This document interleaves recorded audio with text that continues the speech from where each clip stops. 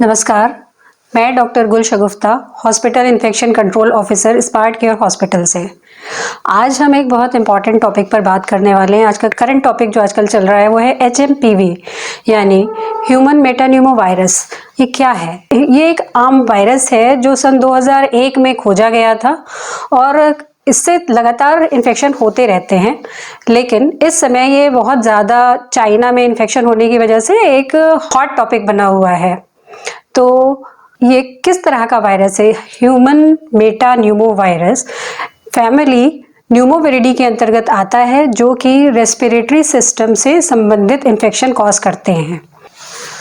ये इन्फेक्शन कैसे होता है? किसी भी इन्फेक्टेड मरीज के खांसने, छींकने या थूकने से होने वाले ड्रॉपलेट इन्फेक्शन कॉज करते हैं तथा किसी गंदी जगह को छूने से, उसके बाद अपने नाक, आँख, मुंह में हाथ लगा लेने से, इन्फेक्टेड चीज़ों के संपर्क में आने से ये इन्फेक्शन कॉज होता है। जो लोग इसके लिए ज़्यादा इन्फेक्शन में आते हैं वो हैं छोटे बच्चे, बुज़ुर्ग या इम्यूनो कॉम्प्रोमाइज्ड पेशेंट या ऐसे पेशेंट जिनको और तमाम बीमारियां लगी हुई होती हैं।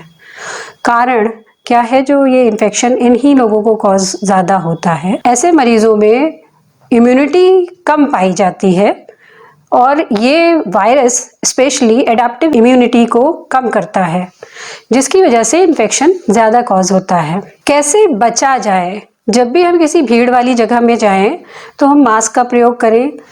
वैसी चीज़ें जो जिस पर लोग लगातार हाथ लगा रहे होते हैं उनको छूने से बचें। अपने हैंड वॉश रेगुलर तौर पर करें और अगर हैंड वॉश नहीं कर पा रहे हैं तो अल्कोहलिक रब से हैंड को सैनिटाइज करते रहें।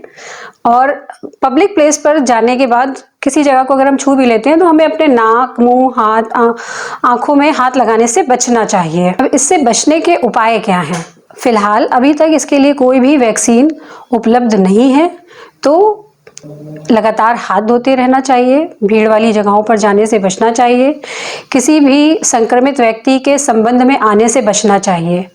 अब सबसे इम्पोर्टेंट बात, इस बीमारी के लक्षण क्या होते हैं?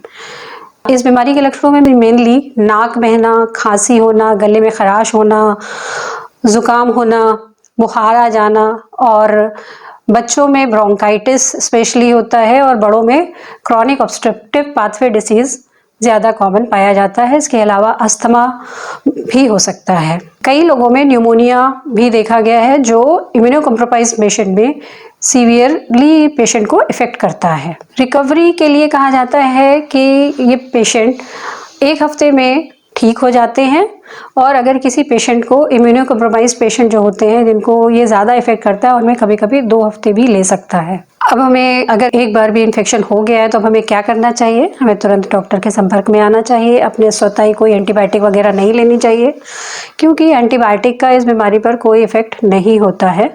प्रॉपर रेस्ट करना चाहिए और बहुत ज़्यादा मात्रा में तरल पदार्थ लेना चाहिए। धन्यवाद।